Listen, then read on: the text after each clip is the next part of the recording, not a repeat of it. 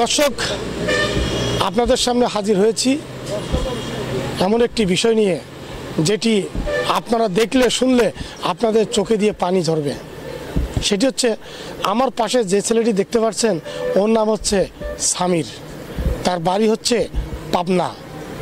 পেটের দায়ে জীবন জীবিকার উদ্দেশ্যে এই শিশু বয়সে চট্টগ্রাম পাহাড়তলী থানাধীন স্টেডিয়ামের পাশে বিড়ির ফ্যাক্টরিতে তার চাকরি হয়। আর সেই চাকরি দেওয়ার কথা রয়েছে, সে প্যাকেজিং করবে, কিন্তু তাকে দেওয়া হয়েছে মেশিনে।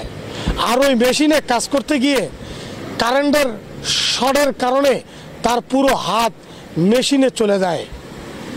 আর মেশিনে কমপক্ষে 1 থেকে 2 ঘন্টা তার হাতটি ভেতরে থাকে, ঝরঝর করে পড়তে থাকে তার রক্ত। আপনাদেরকে একটু দেখাবো, এই তার হাতটি, এই যে তার হাতটি, তার হাত একদম পুরে সারকার হয়ে গেছে।